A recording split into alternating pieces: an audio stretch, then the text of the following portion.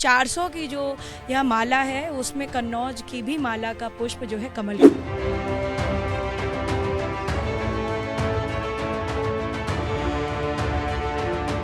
कन्नौज को सपाइयों का गढ़ माना जाता रहा है। इसी कन्नौज से सपा सुप्रीमो अखिलेश यादव चुनावी मैदान में है।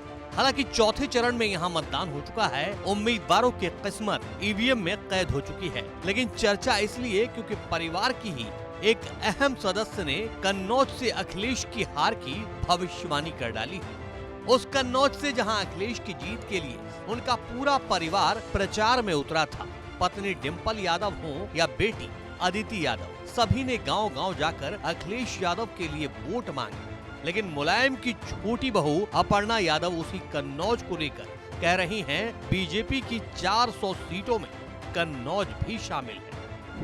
देखिए, मैं भारतीय जनता पार्टी की जो नीतियों में विश्वास रखती हूं और सबका साथ सबका विश्वास से आदरणीय प्रधानमंत्री जी के दम पर सभी व्यक्ति जो है चुनाव लड़ रहे हैं। बीजेपी जीते, मोदी जी तिबारा प्रधानमंत्री बन रहे हैं और 400 की जो यह माला है उसमें कन्नौज की भी माला का पुष्प जो है कमल का।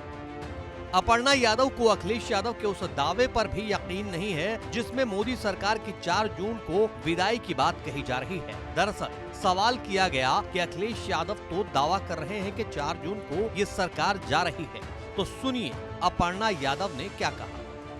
मोदी तीसरी बार आ रहे हैं। अखिलेश यादव तो दावा कर रहे हैं कि 4 जून को ये सरकार जा रही है और मुक्ति मिल जाएगी, बहुत बड़ा दिन होगा वो। हम करने और जो है कहने में ही सिर्फ विश्वास नहीं करते, करके दिखाते हैं। तो भारतीय जनता पार्टी की कथनी करनी में कोई फर्क नहीं है और आप लोग देखेंगे कि 4 जून को जो है हम भारी जो है बहुमत के साथ, पूर्ण बहुमत के साथ जो है अपनी सरकार बनाएंगे। आपको अखिलेश यादव के दावे पर यकीन नहीं? मुझे किसी के दावे पर नहीं, मुझे सिर्फ मोदी जी के दावे पर यकीन है। मोदी जी हैं तो यकीन है सबका।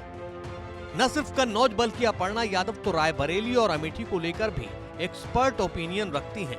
सुनिए क्या कह रही हैं। लोगों का विश्वास भारतीय जनता पार्टी के प्रति बढ़ा है और दिनेश प्रताप सिंह जी यहाँ से कैबिनेट मिनिस्टर भी हैं और उन्होंने जिस प्रकार से अपनी कॉन्स्टिट्यूंसी में काम किया है वो रायबरेली के बेटे सही मायने में वही हैं।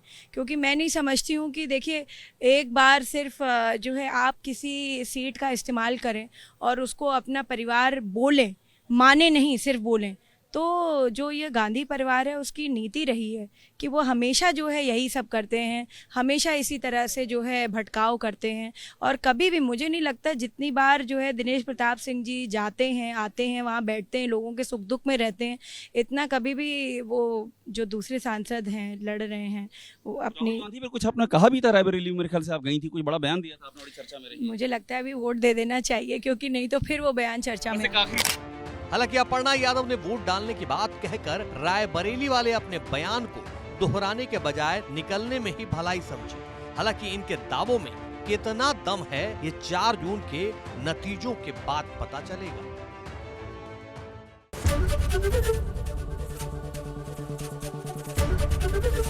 एबीपी गंगा, खबर आपकी, जुबान आपकी।